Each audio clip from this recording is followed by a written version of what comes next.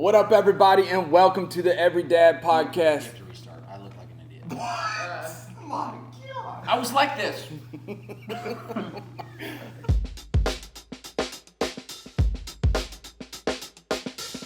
Hey, welcome back to the Every Dad Podcast. We are excited you decided to join us right here on this brand new podcast for Dad. So, how's everybody doing? Rob, you are wearing the exact same shirt I'm not. as you did last I'm really time. not. Hey, we're going to do this podcast. You can't wear the same clothes every time, man. Last shirt came from Tarjay. This is a PFG. All right. It's the same color. You got the same shoes. Well, You got the same It's pants. not even the same shoes. He got spit up on the other ones. Thank you. Yeah. I did get crapped on. It's harder than you think. Blake, how's it going, bro? Good. How's the baby? She's good, growing like a weed. She's in a little sleep regression, I think, right now. So she's testing mama I a feel little that. bit at night, but we're getting through it. She's getting through it. You're not helping mama out at night? On the weekends, I'm on diaper duty. I'm blessed, man. So I'm blessed. I'm blessed, Hold man. on. She has taken this like stay-at-home mom thing to heart, and so Yeah. she's a trooper. She feel that. gets through the weeks pretty well. So she knows I gotta get up, go to work, and all that You stuff. travel. So I will help when she asks me to, but You travel a lot for your job, though. not as much as I used to in this job. I got I do occasionally. Yeah. But you're on the road quite a bit, like locally, right? Like, Yeah. Up kind of surrounding counties. yeah. What is one tip or trick that you've learned so far? Like you've been a dad now for several months that you didn't know beforehand, and now you're One like, tip or yeah, trick? just like something that you've learned now that you've Since you're a changed pro, man. countless diapers and those sorts of things. Just like a little practical tip. You know what stuck with me that you told me like weeks ago that I thought that's the What? dumbest thing I've ever heard, and now I do it every day. I can tell you What is it? It's the putting your finger inside the 100%, zipper, 100%. and it saved your life, hasn't it? Yeah, You because love I'll tell you what, it. You love it. I snagged little Danny's finger in it one time, and she lost her mind. I thought, well, I'm never doing that again. Yep. So That's right. you stick your finger back behind the zipper. Behind the zipper. Dads, you can have that for free. That's yours. Free dad hack. How's your family, bro? All 27 of Bro, them. That basketball man. team you We're got. basketball. You're Yeah. undefeated? We're good. Undefeated. Trying to think what's new. Aiden, one of my twins, he is still a savage. The other day I walked around the corner and he was licking protein powder off of the floor. Dude, you sent me. And You he was, yeah. You sent me that photo. I was like, "What is that?" And you're like, It was just "He's protein powder." He's just licking. Protein Most powder. kids would take a taste of that. And most adults would take just whey protein powder. They would take, one scoop of it. And if you didn't take it with anything, milk or whatever, most people complain with water. This dude's over here just literally. I heard him. I heard him first because I heard him go around the corner. I came around the corner. He goes, "Yum, protein powder." The other day, he jumped off of our counter, and he had gotten up there because he wanted my unflavored meat, just my turkey, my ground turkey that was cooked. There was nothing else in it, just ground turkey, and he was sitting there just. It was cooked. Oh yeah, he's in Vulcan good. season. This Yeah. He's been watching Daddy. I guy in guess. Vulcan season. So no, he's good. Wait, does he have the same nutritionist that you got? The same nutritionist. Yeah. That's good. Mom. Yeah. Is mom the nutrition? Oh, Joe. Dad jar right now. Yeah, no, it's good. So I'm trying to think of like something that's going really, really well. Right now we're in a phase where the boys are kind of getting up. They're usually like really good sleepers, but right now they're getting up a little bit, and we're having to work through some of that. And they've kind of learned now where they know the rules. They have to call out. They can't just come into our room. So if they're scared or they have to use the restroom or whatever it is, they'll excuse me, mommy, excuse me, daddy, and it takes mom a couple less times because I'm a super deep sleeper. And but I'll go in, we'll handle it. But right now, he was sick last week, so he's taken this kind of sickness and he's kind of like milked it for all it's worth. And now he's, oh, I'm sick, and we're like, buddy, we're looking at you, like we know you're not sick. So anyways, we're having to work through that a little. I'm struggling with this whole deep sleep thing lately. Are you the deep sleeper? Increasingly so. I have not been my whole life until I think I had a kid. Like last night, the baby was up for between 12 and 2 o'clock, and I could kind of hear her. I mean, I'm like, Hey, so was I. That's awesome. So Newborn schedule? Yeah. Ashley, I want a newborn schedule. Yeah. I can tell Ashley's like struggling to keep nursing her, put her back to sleep, just kind of playing this game back and forth with her. And at some point, I just remember her getting really upset, kind of sniffly, like she's exhausted, right? Poor girl's just going through it, just like, please go to bed, mommy. Yeah, because you're only helping on the weekends. She's training for this marathon. She's training for the marathon too. So she's got these like run the Boston anywhere from Marathon, 6 to 17-mile runs every day. That's crazy. That she's mixing in. And I remember thinking, last night she's kind of starting to cry and get upset and like, please go back to bed. And I woke up and I remember putting my head, it's like, it's okay. And I'm like, in my head, I'm like, I'm going to sit up and like really gut this out with her to immediately fall back to sleep. So she's still completely on her own. So shame on me. That's I gotta okay. get better at that. Sorry.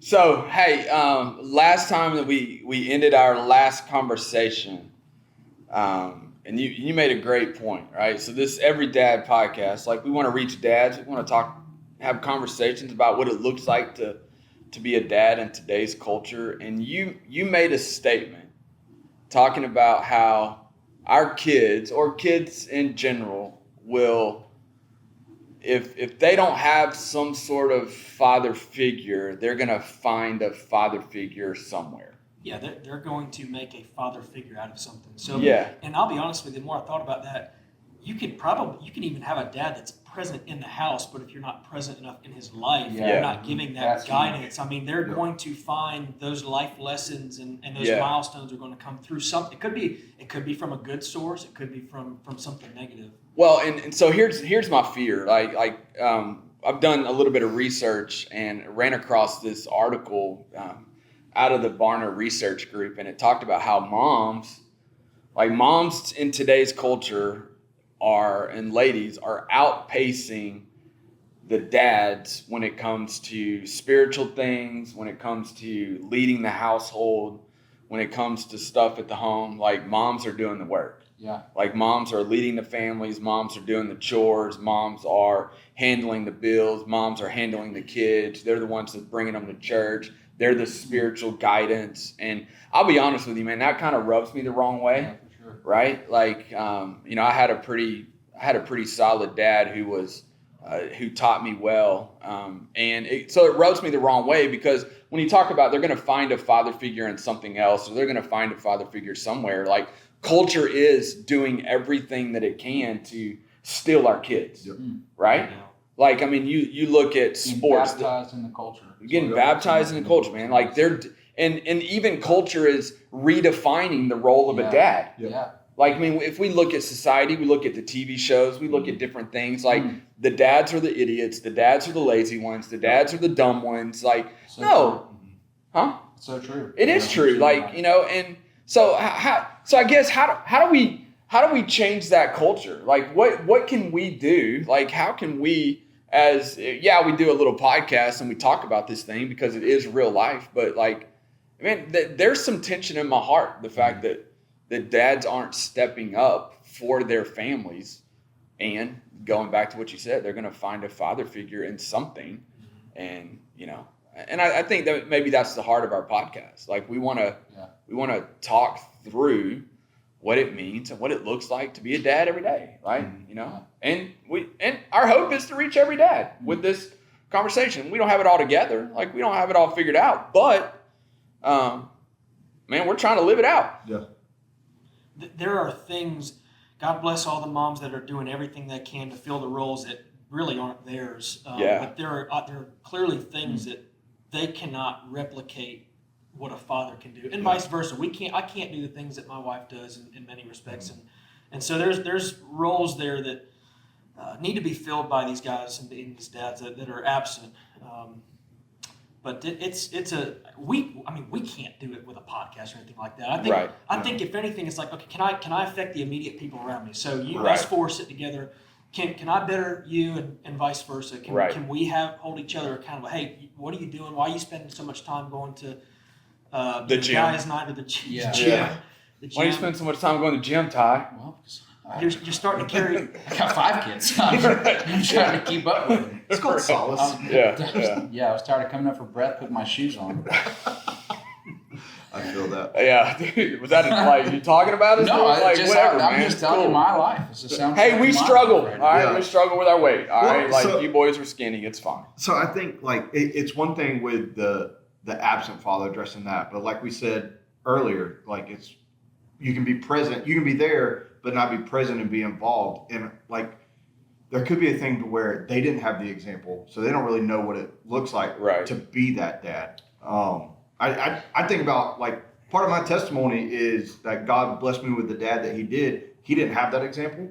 Right. And and he shares it was military and then it was his faith. He didn't come to faith till his early 20s, and it was learning what it was to follow God helped him, and God put men in his life to show him what it meant to be a man of God and to be a good dad. And so he's an amazing dad, but he didn't have that example. So I'm wondering, like, guys struggling with owning that role and taking that role. They didn't have that example, and they don't know where to look to go to find it. Right.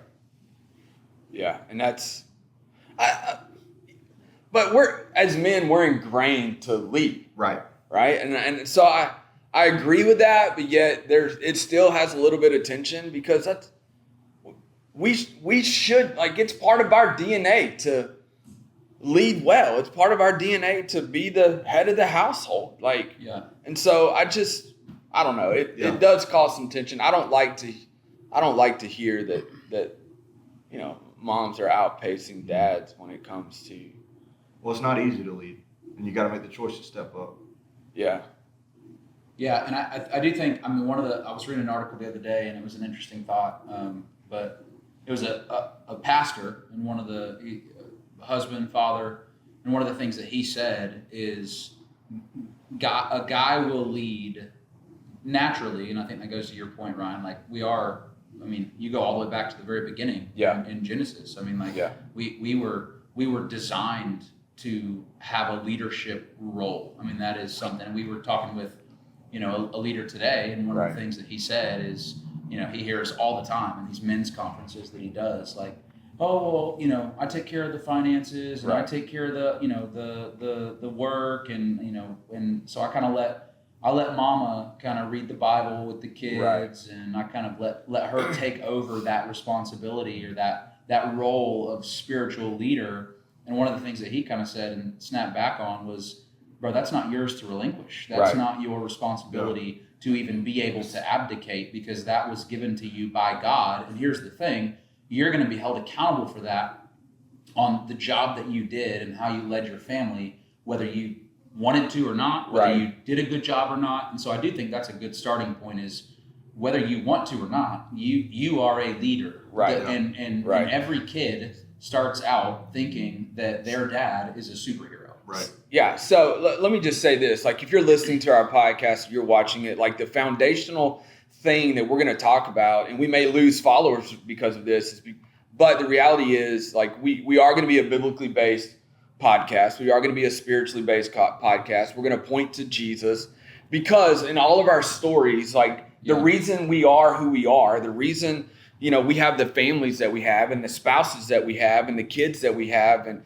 is because Jesus has radically changed us, right? Like, and we all have different stories. We all have different pasts, but the reality is we are where we are because of the change that Jesus has done in our life. Right. And, so I think, going back to that research that I was talking about, like, moms are those spiritual leaders in the household.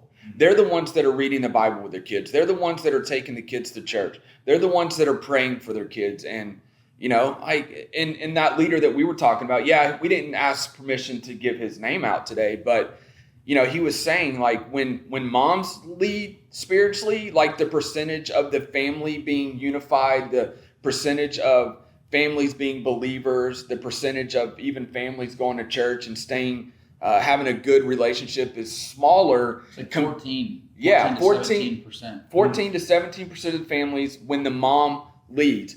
But when the dad takes that role, that biblical role as head of the household, takes that role of leading well, takes that spiritual role, it's like 85%. Yeah. That's not a coincidence. No. Oh, absolutely not. And so that, and that's the thing. Like, why are we just now talking about this? Right. Like, why don't people have this conversation? Because it's First of all, I think we get trapped in our comfort, especially as dudes. Like, we just want what's comfortable, right? It's easy to push it off. It's easy to just watch the ball game and absolve ourselves from responsibility. Again, you go back to Genesis, that's what Adam did. He didn't want to take responsibility. Why'd you give me this woman? Basically blame her. It's not my problem that she disobeyed. Right. So when in reality, it was his responsibility to look after her and lead her. Instead, he was trying to follow her, and you see what happens when we try and step out of bounds with what we're called to do. Yeah, because we can't relinquish our responsibility. No, it's not ours. Yeah, for sure. I know, like, your story is very different from all of ours when it comes to fatherhood, right? Like, even growing up, like you had a very different view of what a father is. But, I look at you now and, I work with you every day and I see you a lot, but, you're attempting and you're leading well, like you're leading your family, even though maybe early on the example wasn't there. Yes, I know you had that example later in life, but I just it's ingrained in you, right? Yeah, for sure. Like, I don't know, man. It does cause tension in my heart whenever I hear that, the moms are outpacing the dads, and we can make every excuse in the book for it, but biblically, it's our responsibility to lead. So, and I do think at the end of the day, for somebody that is able to see the responsibility to lead and then chooses not to lead, I do think it becomes an excuse. I do think that there are obstacles or reasons though that are at least valid and probably worth talking about. I think that naturally, I think, and I'd love to even, hear what y'all's thoughts are on this, but just naturally, I think, like, you look at, in the Bible, you look at David, King David, dude's out there chopping dudes' heads off, right? But then he's in his free time writing poems, right? And, I do that. Crying. Yeah. I mean, you're in touch with, I write poems. A well-balanced man, poems. For sure. But how do you say that word? Poem. I was just haiku because I'm level 8, but I don't know what that means. But anyways, haiku. It's a 5-line poem and it has very specific rules and regulations. You just said that to prove you wrong. Okay. So, anyways, all right. I just googled that. Go for it. No, but anyways, I think that I think naturally we have more of a difficulty, and I do think, back to your point, Rob, like, I think some of it's taught. I think some of it's naturally kind of the way that we're designed. But I think that it seems like it's difficult to be vulnerable. That's what I'm getting at. Yeah. Is that vulnerability is required. And one of you said, Blake, maybe you said it, like, that we're to hold each other accountable. We're to push each other. That iron sharpens iron. Kind of like really us focusing on the dudes that are in our circle. But the reality is, like, a lot of times I feel like we position ourselves well to be in, and we will find community with other dudes, right? And then we position ourselves well to do that, and we miss it because we're just not willing to actually go that next step and be vulnerable enough to talk about what's actually going on in our lives in a real way that allows other men to speak into that in a way that leaves us all challenged, but comes out of that going, man, no, we've got a responsibility to go back now and put into action, some of the stuff that we've talked about. Yeah. There's a big difference between having buddies and having friends. That's so right. Yeah. A lot of dudes have buddies. They got their golfing That's buddies good. or their drinking buddies or whatever. They go out and do this and that. We do not have drinking buddies. We do not, of course. But the importance of having like things about me that literally no one else in this world knows about, things that I've gone through, because I'm like, hey, look, there's a season of my life I've gone through. Yeah. I need some accountability here. Hold me to this, or get me through this, because I can't do it on my own. Yeah. I need someone to be watching me, because if I get in a state where I'm feeling, whether it's shame or guilt or whatever, like if I internalize that completely on my own, right, I could very easily slip into a bad place. So I know I've got you for those things, and if one or two other guys, whatever it is, that you should be willing to share pretty vulnerable parts of your life. And that's going to translate to the family. Yep. Right? Like, if how are we going to lead our family how are we going to be that father figure to our kids if we're not willing to learn and be held accountable on the back end? So I think when I say that's going to translate, like, yeah, if you understand what it means to be vulnerable to somebody that's going to hold you accountable, you understand what it means to have that conversation and ask for help and to maybe get some encouragement on leading well, like that's going to translate to your kids, because we said it last time, like they're watching what we do. They're watching how we act. They're watching how we treat mama. They're watching how we treat the siblings. So, I mean, I think it is going to translate, and it does. Like, vulnerability is huge. Being able to honestly have conversations with your kids about things that are going on in their life is, I think that's a huge step, right? In developing what it means to, But by the way, if I could just kind of define vulnerable, it just doesn't mean sitting in your emotions. Okay, like there is certainly a level. I'm just saying this because we're in a world now where you can't watch. Sure. You literally cannot watch a football game now without hearing the announcers say the word emotion or emotional like over and over and over. It's like everything is becoming this big emotion party now. But humility, might be a better word to use there. But we're talking about being honest, right? When I say vulnerable, I'm talking about being honest with really who you are, taking that mask off. And I think a lot of dads have that mask, right? Like we put that on. We got that tough exterior. We don't, my wife tells me I'm an emotional vault. There's that emotion word again for you there, Blake. But, but sometimes it's a good thing. Sometimes it's a good thing. But, when you shut that off with your kids, they're going to see it. Yeah. And so we've got to be able to go, all right, son, daughter. I don't have daughters, so I don't know what it's like to talk to a daughter, but what's a daughter? I don't. You got somebody the other day. I have five boys. Somebody the other day goes, maybe you should go get tested to see if you can even have girls. It's like, I feel like I've done that. Is that a thing? Maybe. I feel like that's what I've been doing. Is testing to see if I can have girls. And so you're far, 0 for 5. Nothing. But I mean, it's okay to have those honest, heart-to-heart talks with your kids, where culture's saying, nah, you can't do that. You can't show emotion. You can't be honest with them. Oh, you can. I think that's going to help build that father figure model. Yeah, that was a little bit. Yeah, for sure. I think, Blake, to your point, one of the things I just looked up here, super just pointed, you become like the 5 people that you spend the most time with. And so the question then is who are your top 5 influences or relationships? And Jesus. Sunday school. If you stop, I'm thinking about so many movie quotes right now. I don't even have time to walk through the Office quotes. But you have time to watch TV? Not anymore. No, it's all in here. He put in the work before kids. The amount of Office quotes this dude says on the daily is absolutely. They would go right over my head. I've watched maybe 2 episodes. Absolutely. We'll be in staff meeting or something, and somebody will say something, and he just kind of he'll mouth like a little Office quote and just kind of look. He'll side eye you, and it's hilarious, dude. Insert Michael Scott quote. Here. Sorry, we interrupted your super important. And to be honest with you, I'm gonna try and get back there because I'm.